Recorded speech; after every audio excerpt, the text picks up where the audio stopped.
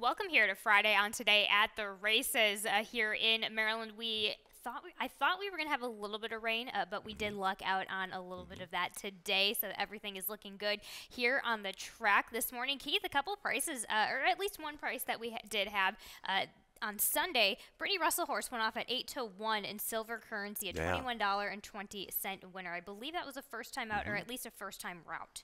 Shipped up from Texas, I believe. Yes, I think it that might have won at Sam Houston. So yeah. Brittany gets these horses from all over the place, and she's winning with them. I've got a little stat later. She's knocking them dead in these maiden races. So you better worry if she's got one in there against, especially in one of the maiden events. But yeah, just that one real kind of solid price, and back for a Friday card. The end of the winter meet. We're going to kick off the spring meet tomorrow. This is our last day of the winter meet, so we'll see how that shakes out, and we'll get to that in a little bit later on in our lightning round. Let's kick off with race number 1, which does kick off the early pick 5 in this maiden, claiming 30,000. Going a mile and 16th on the dirt for the straight 3-year-olds. Keith, you've got the number 7 Cloud Music on top for James Chapman and J. Ron Barbosa. Why not? This guy's been 2 for 2 every time when he's been coming down to Laurel. Yeah, he's doing well. We'll see prove right later today in race number 7. Going to be one of the favorites in that affair for the 3-year-olds. But Cloud Music comes into a race. This is a little bit of a drop. The internals last time were pretty strong. Made a move into that teeth of that pace. Got a short lead. Just couldn't quite go and faded through the lane. But gets a perfect draw here, I think. Outside, mile and 16th, not the best, but looking at the field, I think this horse can just go and measure anything inside, and if not, just travel on. He just has that edge, it looks like, in the opening quarter of a mile, except maybe if the 6 goes with the blinkers on, Callie. But I think Cloud Music, Lasix going on against the right time, a barn that means business when they come here. Either controls it or gets it from just off the pace, I believe.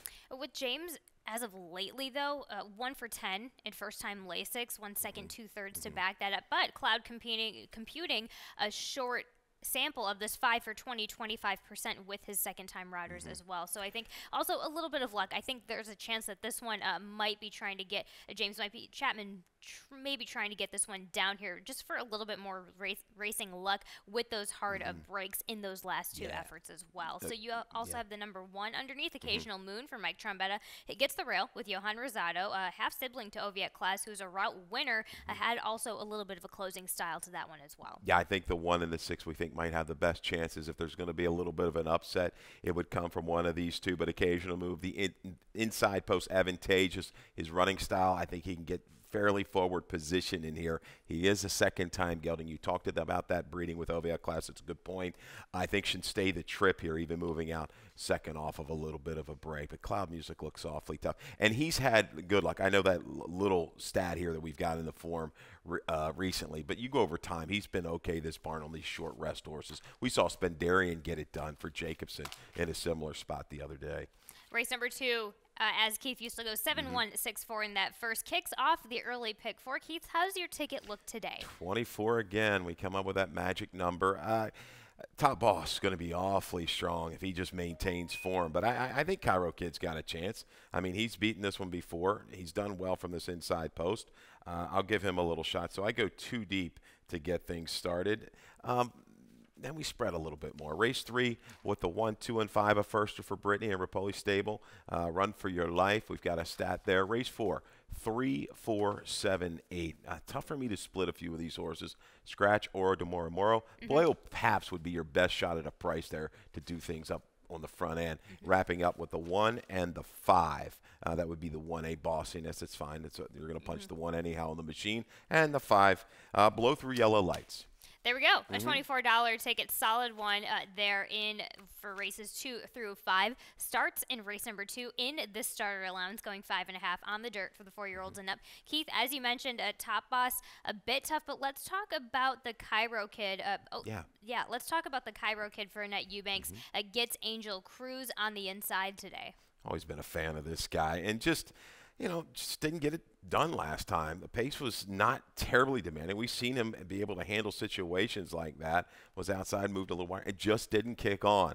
I'll give him a little bit of a break. Cruz stays here. Was also named on Dr. Rusty Raymond. Let's see if this horse can get back to winning ways. The 2-back, 3-back tries do it.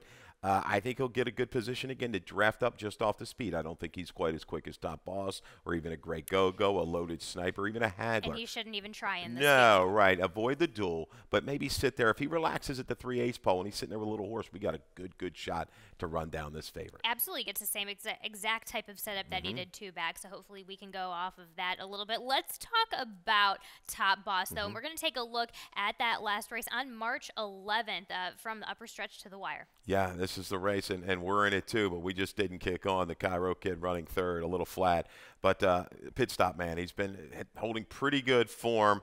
This is what a razor-sharp effort, but you got to like Top Boss the way he just chases and holds on. He's still giving effort to the wire. He's going to be able to hold off a next out winner in Spotted Bull. So, yeah, he's on her just off the pace, and he can go into those quick paces and stay around at this level. And I think in that effort, I think he just simply bounced in that he's just been on a roll prior to that. So flat out, hard to deny this horse at all. Keith, you also have the number 7 underneath. I just saw you shuffling through your papers. Yeah, Nash Vegas. Yes, Nash Vegas is a horse to me that looks like he wants to just sprint. Tried last time going a mile and a 16. I really don't think he's a 2-turn horse. I think he's going to enjoy the turn back, a little bit of flow here. He could fire it up from the back and still hold an okay price here today. There we go. Keith Fustel 1372 to kick off the early pick 4. Race number 3 starts the Rainbow Pick 6. Just a reminder to everybody, mandatory payouts on all pools today since it's the last day of this winter meet. So with that being said, we do have a carryover, 9,615. That, of course, will be climbing again. And I'll remind you throughout the day, mandatory payouts on all of these pools today. And Rainbow Pick 6 starts in this third race. I've got a ticket. Let's see how I line it up. Race number 3, I add another one. I couldn't quite, a little bit of a head scratcher, a little bit of anybody's race there in 1, 2, 4, 5. As Keith mentioned, we do have a stat on the number 5. Race number 4, 2 deep with the 7 in the 8, Brilliant Ice, and Tate, a video on Brilliant Ice coming up. Race number 5, I ended up punching the 1A, but same thing, 157 there in race number 5 in that claiming 20,000 effort. 348 in race number 6. My top selection is going to be Never Change, the obvious go for in that claiming 10,000, which have never won 3. Race number 7, single on Noah Chance. Even with the scratch, we do have a scratch of the number 2 there in that race, a big scratch in Drew's Gold. And race number 8, our last race of the day to kick off this Friday, I go 3-8 with Strong Finish. Again, another obvious go-to being my top selection. Kind of kept it pretty plain Jane here for this Rainbow Pick 6, a $28.80 ticket. But here we go. Let's kick things off in this third race, in this maiden special weight going a mile and 16th for the straight 3-year-olds. Keith, let's go ahead and bring up that stat right away on Run for Your Life, as you mentioned, with Rapoli and Toledo on top. Yeah, Brittany Russell, here you go. Last 30 days, just rolling. 9 for 16, 56%, 11 for 16 the money with the maiden races here at Laurel Park with a positive ROI of 245. Got 2 in here in the third. Obviously, the 1 is proven. You got a firster here in the 5, Run for Your Life. Toledo goes here. Had been riding the 1, so you're kind of thinking maybe, hey, the word's out. All 3 siblings are winners. This horse looks like, I think it was in New York working for Pletcher. Has decided to come down here, a $300,000 purchase. I think, you got to trust in Brittany. I mean, she wins with horses going long first time out, which is tough to do. Yeah, first route, she's 21% as of lately, and I love that gate work in that last effort, just that last work before coming into this first one. The only I'll get into vaccination. I'm just hoping for I'm just kind of hoping for a little bit more of a value on vaccination. I think I'm certainly going to be getting it. So just again, Run for Your Life, the obvious horse here, but on the off chance Brittany doesn't get this one first off in a first route because she's 8 for 39. Because I have seen her stronger, so I won't be surprised if this one needs one more route. But regardless, this one does need to be routing in general. Bolt de Oro, 16% with his first-time routers as well, so that seems to help things out as well. But let's go ahead and talk about your number 2 in masterwork for Bob Caceres. Gets Horacio Caramanos today. Draws an inside post with the 2. Thought this guy ran sneaky good last time on the 19th of March against the grain of the racetrack. A little bit of a sluggish break, and it was taken firmly in hand to save ground. Stayed inside most of the way, worked between late. The finish was good. The galloped out, kept going. There's breeding there, long turf on the bottom side, but I think the route potential is certainly there for Masterwork today. Going to go first time off the claim. I think he's got a little bit more positional speed to it with a better break. He made that run in the debut, a pretty sharp move into an okay pace. So I think with a good break, he's fairly forward and can kind of stay the distance. Might offer, again, at 9-2 on the line, I'll take something like that on Masterwork. Sure. Blame Damsire is 16% with his first-time routers as well to add to that effect. So smart position, smart post, smart move here with the Classeris barn. You also let's talk about Dover Pluff, the rail horse with the blinkers on. It gets Fergal Lynch. We see Fergal Lynch back in the saddle here this afternoon. Eventually, in my opinion on this one, I just see him as a one-turn kind of gelding. I wouldn't be surprised, but with the blinkers on, things may have perked up a bit. Yeah, definitely. You could see that maybe by looking at those running lines. A little weight going shorter and a little sharper run in the sprint. Extended sprint at 7/8 and the 2 turns a little flat. But maybe give him a little bit of a pass because of the off track. We'll see. No easy days. Keys up against the right kind of horses. That horse came back to run a pretty good third with a buyer of 65. Just got up for third in that allowance. When in vaccination, kind of a proven commodity, unfortunately. A runner-up, in 4 straight? Yes. 1, 2, 3, 4. Hooking some horses that are running really big races. Sooner or later, he'll get it done. Right. Another one with a good break. He's got to be forward. I like him better on the 2 turns, too. Do you? Okay. That's what kind of does it for me. So it also seems like it looks like all the connections have seemed to settle on a game plan of getting this one just off of the pace instead of going to the lead or coming off of the off of the lead. He's just a bit of a plotter type, so it'll be interesting to see where that one is placed once they get into the first turn there. Keith Fusel goes 5-2, 1-4 there in that maiden special weight. Race number 4 starts the late pick 5. Again, mandatory payouts on all of these pools.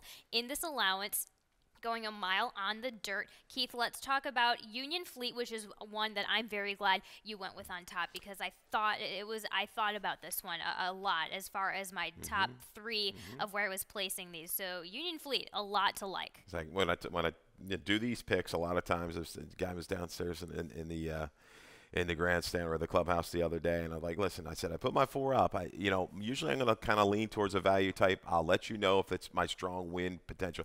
I like Union Fleet as a horse to be 1-2 or in here and hold value for your plays. I mean, that's, I'm not going to sit here and give you 6 to 5s all day long. I want you something, you can kind of sink your teeth into and enhance those payouts. Union Fleet, I think, fits the bill perfectly. I like turning back to 1 turn, Cal. And this horse was caught with a little bit of a slow start last time and wide every step of the way. Made a threatening move into Tate. Just couldn't quite go. Flattened out with a little bit of a steady late, but still tried to the wire. I like this draw. I think he's going to be able to kind of go out early, hold that inside position, let Abuelo Paps go, and the others kind of converge, maybe even Tate. He'll be sitting there to make a run for a barn that flies under the radar, doesn't have a ton of horses they're picking up by the claiming game, but they're very capable. It's the second try at the 1-turn mile for me that especially does it for Union Fleet today. In the previous time we saw that just got the ultimate trip and was just denied as well. So kind of comes back into that. So why not? Absolutely 4-1 Union Fleet. You were brave enough to do it. It was this is a smart 4-1 to play. Absolutely. Let's talk about your exacta, both of our exactas in Brilliant Ice. Let's take a look at Brilliant Ice back on the 5th of February, going the 1-turn mile effort. Yeah, this was a really good try. I didn't quite expect this horse teasing me a little bit, maybe as a one-run kind of a sprinter, a grinding sprinter, but he got some flow this day and was able to kind of get inside, then work out, staying on that left lead, but still grinding and trying. Gets bothered here late. You see the comment, herded out right there under the radar, but still trying. And then 2 back. Wins the next start. Then they try the Not for Love, maybe a little bit of a reach, and as Tim likes to use the term, but kind of maybe was drugged to a higher figure. Can you completely trust an 86 for him to come back? No. But he didn't disgrace himself in the effort at all. Yeah. Yeah, so I think it's the biggest thing is coming back to this realistic distance and the now realistic class. Realistic class, of course, and realistic distance. I like the one-turn mile for Brilliant Ice again. Let's talk about Tate. I have this one on top. You have this one underneath. This is where I am going with the obvious go for in Tate. Second time in the barn for Anthony Ferrier. 1-2 back at this distance at the 25 level. Yeah, as I like to say, all of a sudden he kind of wants to be a little bit more forward. Last time out, they didn't go extremely fast, but he was sharp into it and looked good getting the lead. And the inside part of the track wasn't the greatest. You know, it was okay, but it wasn't the greatest on the 10th. You know, so maybe that kind of evens things with Union Fleet being 3 wide. But for all intents and purposes, really, he met the challenges at the quarter pole. Very game, got the better of those 2 challenges, just couldn't quite hold off Giordano, who brought a really strong run to get it done. Appreciating the new pattern is what attracts me with Tate on the outside, and it's that outside post where this guy Buckchi can just kind of rest easy, sit comfortable as long as we have a clean break. Even if we don't have a clean break with this one can come off from off the pace. This one can go to the lead. It's the options that I like with Tate that keeps me on him as a 2-1 morning line. Yeah, it's something. We'll see if the tactics stay, you know, where he wants to be. I don't think he's going to be as quick as Abuelo Paps. The blinkers went back on off of freshening. Maybe it was just fresh and Abuelo Paps went. But he ran pretty well. He's got some okay figures. You know, the route maybe isn't quite him. But if this track's holding a little bit of speed, he might be a horse to also use. You've got the horse fourth. I've got him fourth. I wouldn't leave him out of the exactas because the 19th of March, he was against the grain of the racetrack that day and held quite well against Classier. There was a horse that looped and swooped, horse coming in for Brittany, right? That was another horse, you know, a big class drop. So I thought he tried pretty hard. So he'll keep Tate entertained, I think, at least to the 3/16 pole. Right, no that's a good way to put it. He'll keep Tate entertained. It's just a question of can he handle this distance, and we'll find out in race number 4, race number 5. And before we get to race number 5, we'll be right back after this commercial. And they're off.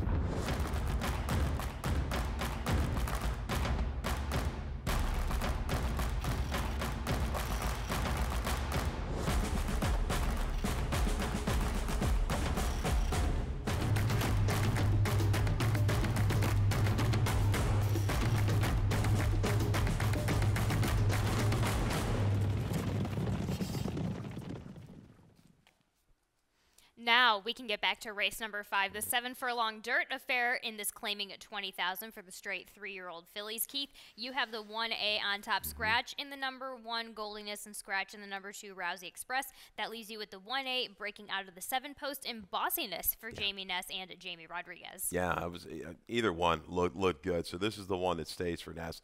I think she's a little bit of an improving type. The blinkers, you know, stay on. Lasix, 4th time Lasix.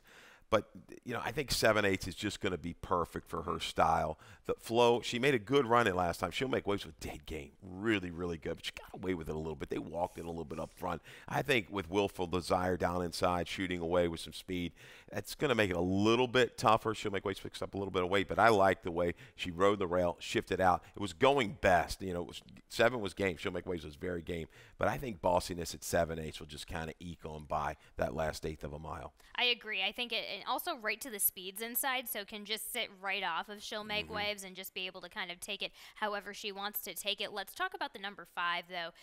Blow Through Yellow Lights, Brittany Russell, Javian Toledo. You got to, especially, the question isn't the drop for me. The problem is that this one may potentially be all yellow lights, just kind of a lukewarm type, and I want to make sure this one is just not a lukewarm type, regardless of what type of class you put this one in. Agreed. I mean, if she doesn't pick her head back up today and come back to those mid-50 numbers, I don't know what to do. This is a little bit of a reach to drop down.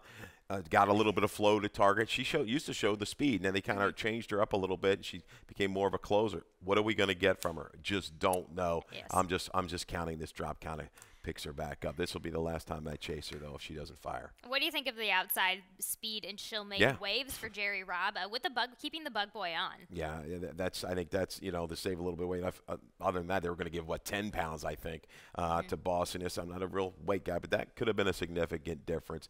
Just like the heart that she's brought, she's going to try to make it 3 for 3. She met the challenges last time, dual battled and got it done in between horses late.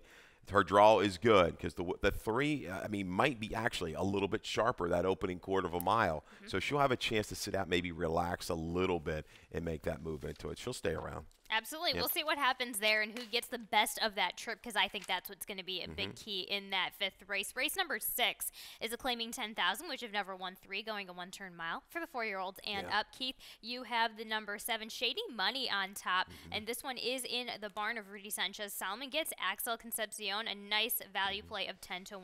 Yeah, maybe a little all or nothing play. You look at the form, you're like, just tailing off. We claim for 10. A barn that, hasn't been the greatest off claims, but we know we can get horses to kind of wake up and improve. So the fact that it's with these owners that's kind of like, okay, I don't really worry about holding the level. These guys want to win races, right? So Shady Money's a horse that's got positional speed, has been able to show it going a mile 60, and carry around. I think this is just a live long shot. Tap the toe. Might take a little bit more play off of that 10. I thought, Never Change has been a money burner. They've been chasing this horse, the fans that haven't gotten it done. I think Shady Money and a horse like Total Effort, the 5, are horses that to use for your best value in this race. They're both going to be forward, and I think they can both stay the trip. I don't totally trust Total Effort unless this one gets a clear 2-back super game. I will give this one the benefit of the doubt, but that was getting pressure for Total Effort. This time he's a bit on the outside. He's a bit on the outside looking in. I'm not sure if this one totally appreciates that. And then referring back to Shady Money, so you're right. Rudy's first after the claim stats have not been great as of late, primarily, I think, because of just due to some choices that have been made in those first after the claim efforts. But there was a time where Rudy Sanchez Salmon was hitting, I think it was sometime in either spring or early summer of last year, he was hitting almost 35% first after the claim. So I think what happens is that when you get that kind of stat, you get a little bit high on the hog, then you make these decisions and it doesn't work out, and then all of a sudden you're back to 7% first after the claim as of lately. So with this move, this is this logical move. This is a 10-1 I can definitely get behind. It's a good point you make there, because we're in the midst, the doldrums sometimes a winter, and you're claiming you're trying to maybe find a race for a horse and it doesn't quite go, and you got to enter somewhere you may not want to go, but you got to keep the horse fit and stuff. So that could affect those percentages. So you're a victim of that sometimes, just racing luck. That's what happens in this game. So that's a good point. I just think Concepcion, this horse, is a live shot to go longer. Total Effort's one going, a mile. I thought last time I just had no chance against that group. They were just way too fast early. He just couldn't pick it up at all. Never Change. Looks like a reliable horse to be there on your ticket. He sits a trip, makes a move. Maybe today, 2 straight seconds. Maybe today he gets by. Maybe today. We'll see. We'll see in race number 6. Race number 7 is an allowance optional, claiming 75,000, going 6 furlongs on the dirt for the straight 3-year-olds. Big scratch in Drew's Gold. The number 2, you had the number 6 Prove Right, the other Chapman horse coming in with Barbosa on the outside. I was anxious to see Drew's Gold again. He ran phenomenal. We lost the video spotlight because of it. Come on, Drew's Gold, because that race a couple races back here was really good with the trouble. That last effort out, though, I'm with the runners in that last effort out. I'm not saying I completely understand the scratch, but a lot of strong finishers in that stakes race up there at Aqueduct. But let's go ahead to the other Chapman horse, coming off of that Parks effort, gunning to the lead, going 6.5. He tried a couple different things here with Prove Right. The thing that I think works for him, he wants to be a sprinter on the main track. That's it. Stick with that. That's going to be the bread and butter moving forward. It's been busy. 13 starts, couple wins, a win over this racetrack at 5.5. I think, he can get that extra 16th of a mile. Last time out, a good effort. Lasix coming on, and the speed of Noah Chance, who's versatile as well, just to his inside. These two, you've got two kind of aggressive riders. We'll see. They don't want to kind of burn each other out. Lurking would be the one on the mark, who's an improving type for Joanne Shankle. But these two have some talent. There's some talent as sprinters. And I know that number might be inflated a little bit off the muddy sealed surface, but had a clear excuse 2 races back, went against the grain of the racetrack. I had Noah Chance on top regardless whether Drew's Gold was going to be in. I think that was this horse had a lot of clout and potential when he was first starting out, and then the light bulb switched on. 2 back, he was on the inside. Perez tried to get this horse to the front end. It didn't work out for this guy. This guy, to me, this is just my opinion. I think he absolutely is a guy that just needs to sit right off of the leaders, has a target to pay attention to, and then quarter pole, he can go on and have as much fun as he wants to. I think it's going to be a good little race. You know, I know it's only a 5-horse field, but these two are close. And, Yes. and like you say, and they both look like if they want to just take back, they can. So it'll be interesting what these guys What decide. they do. Yeah, yes, the first especially on the eighth outside. of first eighth of them out. Tisno Clown looks like his best chance is going to kind of hustle up and chase. He could be a little bit of a thorn in the speed side, but these two look like they've got a little bit of an edge. I like the improvement though of On the Mark. We'll see. We'll see what happens there. In our feature race in the 7th race and race number 8 to wrap things up here on Friday is a maiden claiming 12.5, going 5.5 on the dirt. You and I go with the even money strong finish. Brittany Russell blinkers on with Toledo and the drop down from Rudy Rodriguez. Why not? Like I say, you open it up and you're like, okay, I got a horse can run a little bit. And you're like, oh, maiden special weight from Belmont. Back in the summer, retooled, gelded, Lasix, blinkers on. What else can you do? It comes out of a race with a horse that came back to win the Sapling Stakes. So we'll see. I mean, she's gotten these horses to win. I think, probably going to show some speed. You would think. Anybody to kind of pull the upset, I would go outside. Phil Calpano's horse has been running well first out. I know it's a little bit of a turfy lean underneath, but he had a horse win like this a couple of weeks ago when I was looking at the breeding. I was like, well, he's staying with his horse on the main track today. Some okay works. You got Concepcion. Yeah, I think that's a live firster there. And Great Googly Moogly. Got to love the name, too. Absolutely. Robin will have fun with that. Absolutely. I agree with that. So there we go. Googly Moogly in the exacta there. Keith Fusel goes 3.842. I get 3.841 in that last race here in Maryland. Remember, mandatory payouts on all of these pools today. And with that, let's head on over to Lightning Round. And, of course, as per usual with Lightning Round, Keith, your best bet of the day. We're going to start out in race number 7 with the number 6, Prove Right. Yeah, Prove Right. We'll take a little shot. I don't think we're going to get 72 now because of the scratch. He's going to have to work for it. Noah Chance isn't going to make things easy. But I think with the Lasix going on back here, he's got a good win over this racetrack against the right kind. I think he can get by. Yep. Long shot. I think that's my Sanchez Solomon, right? I had a couple of values. Oh, that's right. Union Fleet. Yeah, I was back and forth. That was a 4-1, and then your Rudy Sanchez Solomon one in the 6th, I believe, is a 10-1. Yeah, Shady Money's a little bit of value. We didn't include that on the graphics, but Union Fleet as well. I just like the positioning here down towards the inside. Miles 16th might have been just a touch too much, especially after that step slow break and the wide trip. This horse will be looking to strike, I think, by the time they hit the top of the stretch. And let's see who's ready to strike in these meet titles. Of course, Jamie Rodriguez. Yeah, have fun. Good luck catching him, Barbosa. Just a bombshell of a meet for Rodriguez and winter for Rodriguez in general. Welcome back to Maryland, Jamie. Absolutely. Just turned on the jets and said see you later over the last couple of weeks. And basically, Ness and Russell, it looks like he's going to hold on right after. I didn't quite do the numbers, but it's going to be awfully close here. We've got a man in the behind the scenes that has the numbers on that. It hasn't given them to me, but it'll be interesting. Both Ness and Russell, and again, just a big well done to everybody here for this winter meet, regardless whether you're first to fifth or a bit lower on the standings. So good effort had by all. But again, nice, interesting winter meet that we've had, and we'll take it to Dave Rodman for some more changes and scratches. Thank you.